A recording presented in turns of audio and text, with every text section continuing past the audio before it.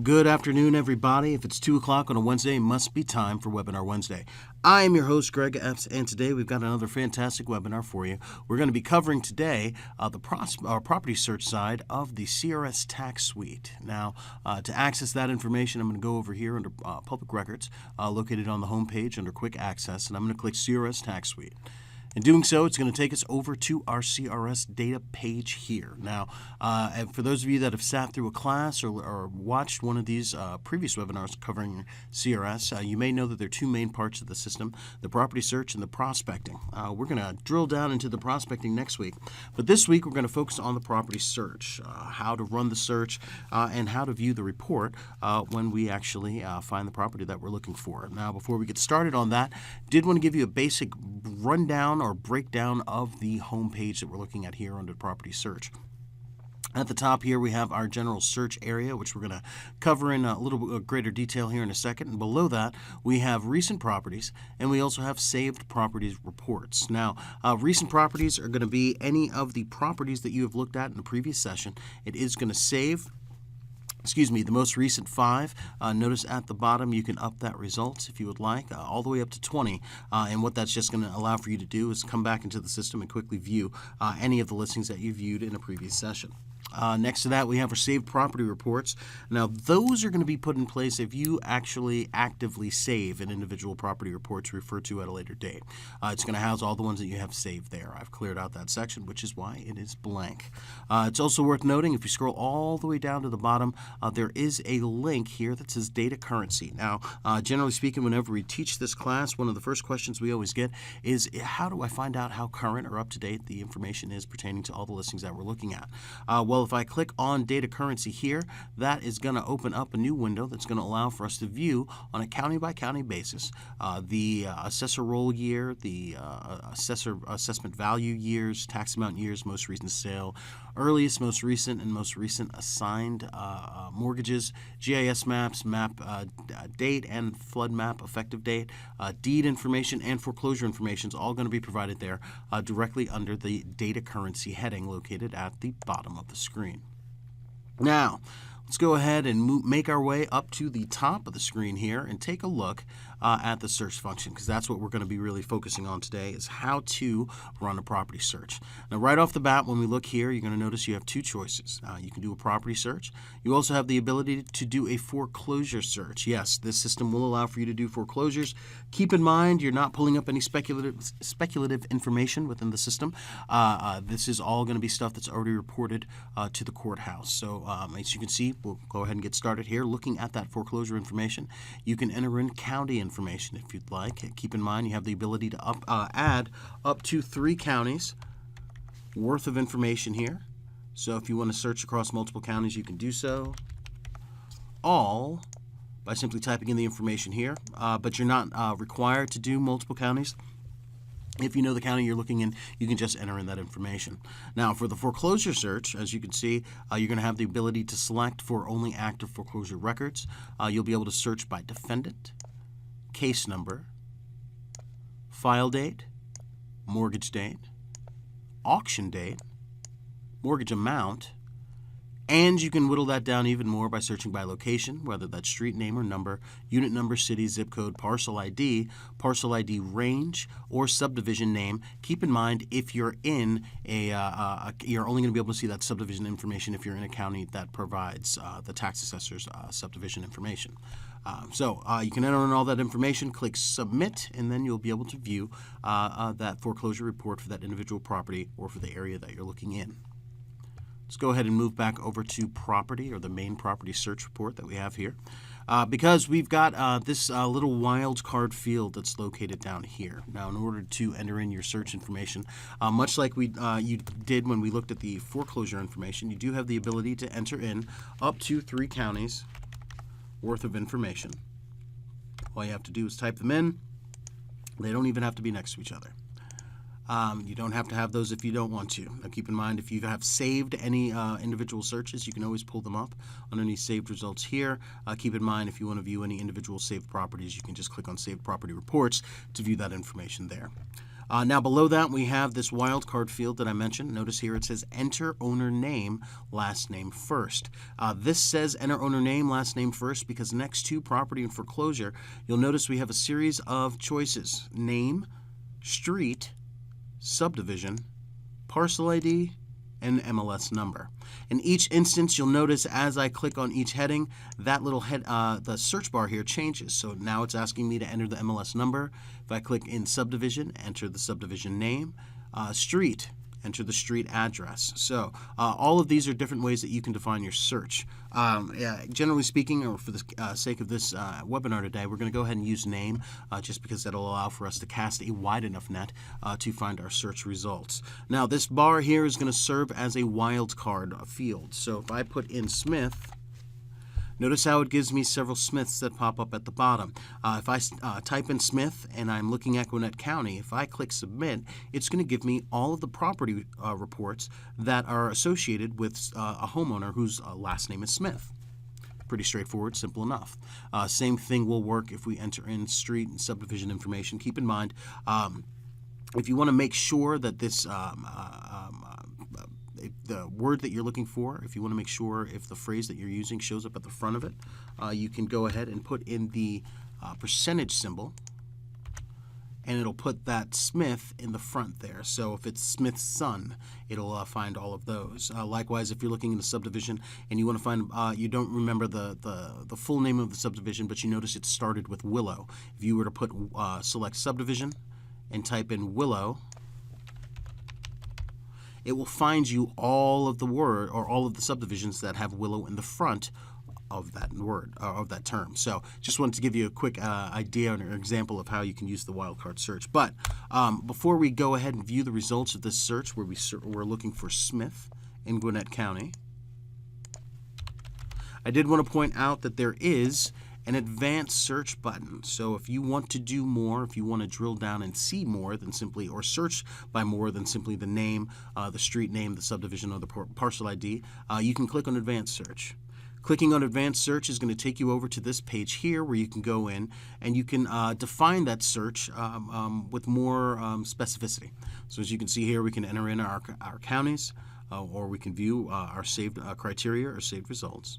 We can search by map. So if we know the area that we're looking in, we can search by map. Keep in mind, this is still a full map. So as we go in here, not only can you navigate the map, pull up distances and areas, but you can also, with this magnifying glass here, select polygon, rectangle, or radius. So if you would like to, or freehand, so if you would like to draw a shape to define the area that you would like to search in, instead of looking in a subdivision specifically, you can click on something like freehand and just draw your shape like so. And then you can make that the definable area that you're going to do your search with. Now, keep in mind the system's going to be thinking here for a second. And once it's done loading, it's going to give you the total perimeter, the total area, and then you can go along and continue on with your search, but have all of the search results lay or fall within that definable searchable area right there. Below that, you can search by location. So after you've defined it, you can do census tract, street name, city, zip code, parcel ID. You can still search by subdivision name or subdivision block or subdivision lot. You can also search by property value. So we've got last sales price, deed book and page, document number, appraisal value. We have search by property characteristics. So if you want to take it a step further and search by number of improvements or acreage or year built or bedrooms and baths, all of these options are going to be open to you. Search by owner profile or search by MLS listing for solds, actives, pendings. All of this is going to be open to you by going through the advanced search option. So just keep that in mind as you go through. If you want to drill down a little more and be a little more specific with your search, you'll be able to do so by clicking on that advanced button. But for the sake of today, we're going to go ahead and click on, like I mentioned before, Smith, just so we can see how the search is going to go. Now, I'm going to type in Smith, and then I'm going to click Submit. First thing a lot of people ask was, well, I'm just finding all of the Smiths. What happens if I get the Smiths and I want to parse that search down a little more? Well, two things are going to occur once you click search. First, it's going to pull up this screen here and it's going to show you or give you a view of all of the properties that have a Smith associated with them. Okay. Now outside to the left, or out to the left-hand side of that, you'll notice we do have our saved results, but there is also more fields for you to fill out. So once you've entered in that search criteria, if you want to drill down a little more, you still have the ability to enter in a street, unit number, subdivision, parcel ID, or MLS ID number, and you can just click Update Results in order to get an updated search result field there. If you like the results that you have and you want to be able to refer to it at a later date, you can always click Save Results. It'll allow for you to give it a name. And then going forward, whenever you have the option to pull up saved results, you'll be able to go ahead and click that drop-down window, and notice it says Webinar Test now, because that's the saved result that I have. Looking at the actual property reports that you're going to find on this search, which is really the main reason why we're all listening today, you can access them by simply clicking on each one of these individually. I did want to take a minute to point out here. If you notice, looking here at 1384 Abbey Kilgore Way, there's a little red house icon located next to that. If I go ahead and hover my cursor over that icon, notice that it gives me an MLS number. It says that it is a sold listing with the sold status, and it gives me the sold price. There is some interconnectivity between CRS and our homepage in Paragon, meaning if you click on the tax record in either our homepage or in Paragon, it's going to take you to this tax report here. But also, if you are in CRS and you happen to notice that icon, if it's a house, it's going to denote that it's in our service. If it's a little courthouse, that's going to let you know that there is a foreclosure report associated with it.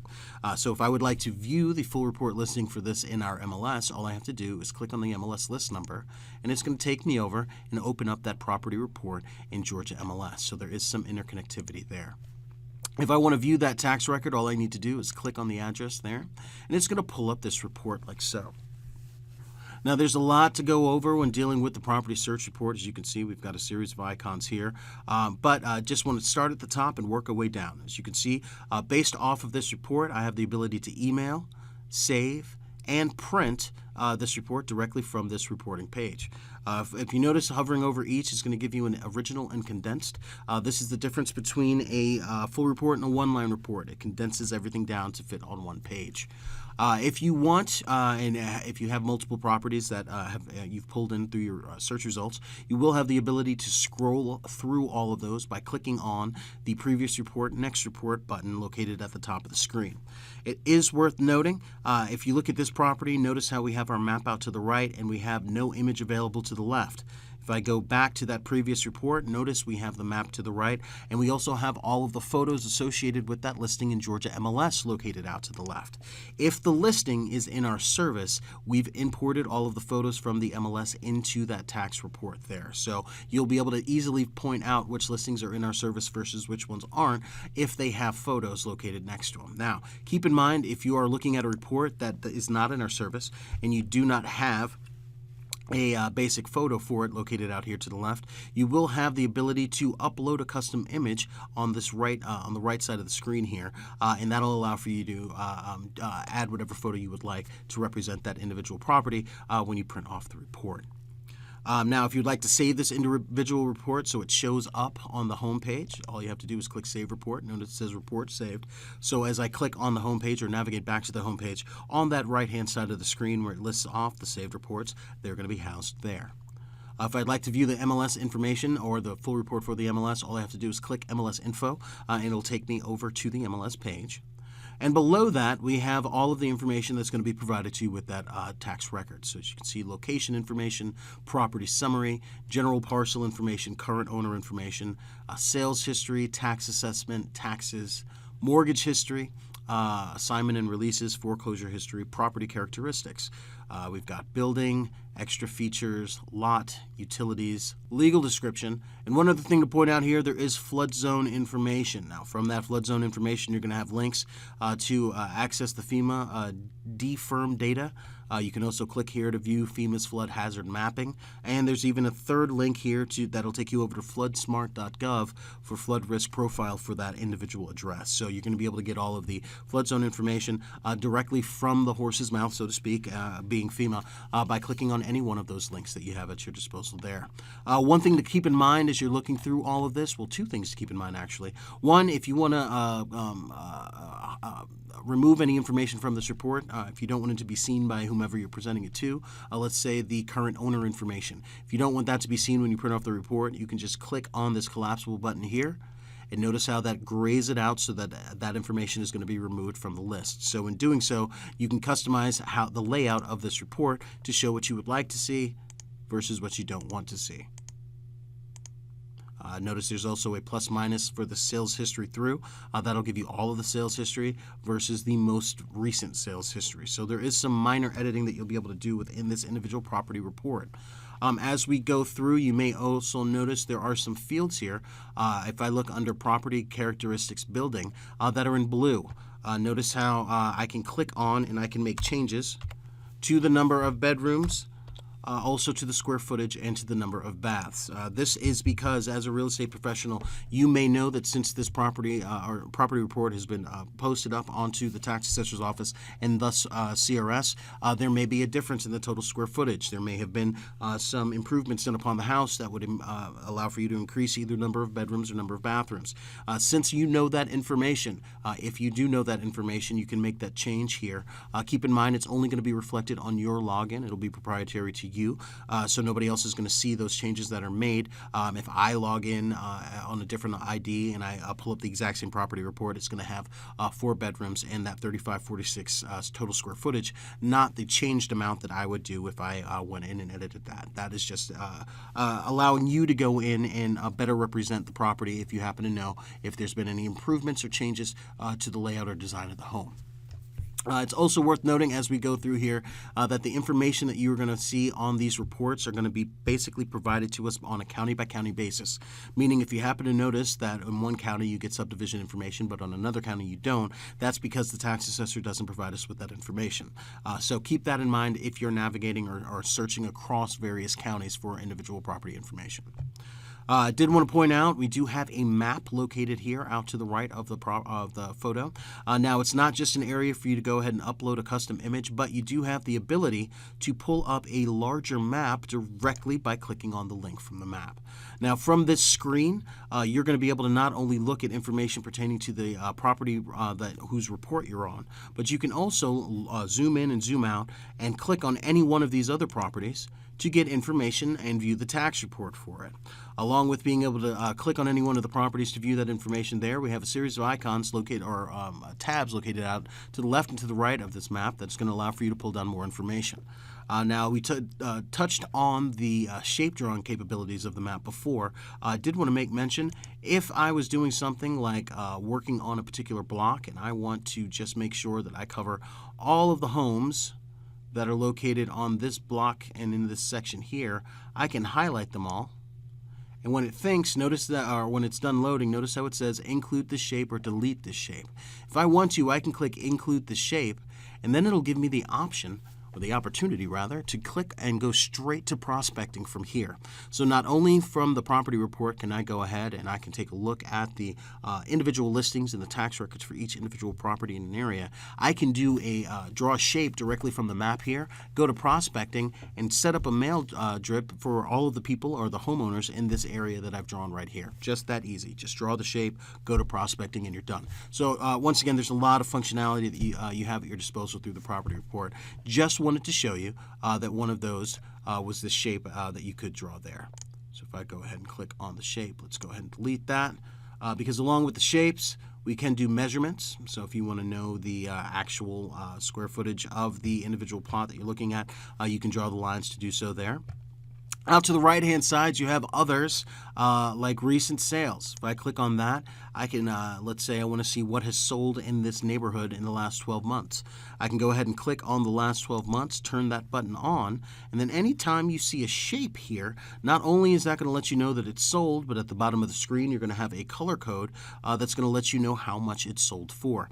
Now, keep in mind, this is, again, a live map. So if I zoom out, it's going to show me all of those sold properties, no matter how far away I zoom from the original property that we looked at. Notice I'm just keep scrolling, and it's going to keep showing me properties. For each one of these, I can always click on that if I want to see the last sold date, and I can view the tax report directly from that little text box there. Let's go ahead and move back over to our main view. Along with being able to see what's sold in the last 12 months, I can go and I can look at listings. So if I want to see what's currently for sale in Georgia MLS right now, I can turn that little overlay on, and anywhere that you see a little greenhouse, if I click on that, not only is it going to show me the property information, but keep in mind I can click on MLS Report, and I can see the active listing for, or the full report listing for that active property in the MLS. So you're going to be able to pull up a lot of things, the for solds, pendings, expireds. If you want to see if there are any foreclosures around, you can click on that. And like I mentioned before, if you see a little courthouse image, you can click on that property and view the full report that's going to lay out for you just right there on the screen for you like so. If you would like to pull up the FEMA flood zone, you can do so by selecting the FEMA flood zone overlay, and it'll put that there. Let me zoom out a bit so we can see where those overlays are. Now keep in mind, this is the same information that you're going to get if you pull up the or click on the link to take you over to FEMA from that other view that we had before at the bottom of the property report screen. This is just going to give you a nice visual overlay so you can see what you're looking at here. So there's a lot that you're going to be able to view directly from that map. And once again, to access it, all you have to do is click on View Larger Map, located in the top part of the screen right there. Now, along with being able to pull up all this information, not only can you view the property search report, you can also run a basic comparable directly from that report here. So all you have to do is click on the Comparables tab that's located at the top of the screen. And right off the bat, it's going to give you a series of comparables. Oh, let me click off of here. Based off of the subject property. If you want to get more information or figure out the search parameters, if you scroll down here, notice you can select the or define that search by the property type, improvement type, land usage, bedrooms, baths, acreage, square feet, within distance of. If you're in the county that provides you with the subdivision information, you can just click same subdivision, and also sale date. Now, once you've fine-tuned how you want those search parameters to be, you can just click Update Results. So in this case, we'll do 1.5 miles. That sounds about right. We'll click Update Results. The map is going to be restructured. As you can see, we've got a whole new set of comps there. Not only can we view them on this little map, we can view them by sales price for the comps or cost per square feet or foot for the comps, but also at the bottom we're going to have a breakdown list of all of those properties spread out for us. So you can view them individually by simply clicking on them. You can open up a new tab and it'll pull up that individual report if you want to make sure that it is a proper comp. And keep in mind, you will have the ability to select and either keep or remove those individual reports that you don't want to use for the CMA. From there, you can email it, save it, or print it if you would like. Along with being able to pull up a comparable, there is a custom comparables that lets you do the same, but it opens up your options to fine-tune the search parameters a great deal more. As you can see, property characteristics, property value, you can enter in all of this information to help define the comps for your search. Let's go back. If you would like to do prospecting like we touched on before from the map, you can go ahead and click on prospecting here, and it's going to allow for you to handle all that prospecting. But like I said, we're going to cover that a little bit next week, so we're not going to go too in-depth on that now. Let me get back here.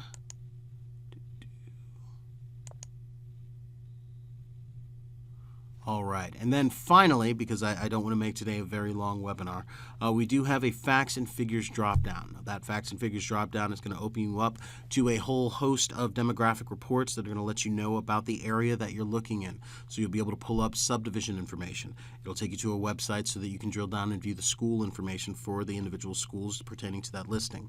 You can look at the demographics of the neighborhood, price trend reports for the area, price trend reports for the neighborhood, area trends or sales trend reports, area sales detail reports. You'll be able to pull up directions if you'd like to know how to get there. Look at area statistics for the location where the property is. You'll also be able to pull up traffic counts. So there's a lot that you're going to be able to get from those facts and figures, very similar to the information that you would pull from the Skittles that are provided to you off of any listing in Paragon. And with that, like I said, I know I threw a lot at you there, but that pretty much covers all of the things that you're going to be able to do, which is a lot, underneath that property search. So just to reiterate, to remember, if you're wanting to do a search, you can select by name, street, subdivision, parcel ID, and MLS from the top. You can select up to 3 counties worth of data, or if you have a saved search result, like we created today, webinar test, you'll be able to pull that up from the drop-down. You'll be able to fill out that wildcard field, and all you have to do to run the search is click Submit.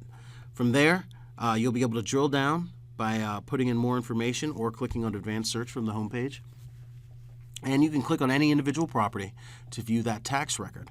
From that property record or tax report and property record, you'll be able to pull up the property record, comparables, do fine-tune custom comparables, prospecting, and get demographic information all directly off of each report. So I hope this was helpful for you guys. Next week, we're going to go to the flip side of the system and take a look at how we can set up and run the prospecting for the system. And with that, I hope everybody goes forth and sells a couple of $1 million worth of homes. Have a great rest of the day, great rest of the week, and I'll see you guys here next week, same bat time, same bat channel. Thanks a lot. Have a great one.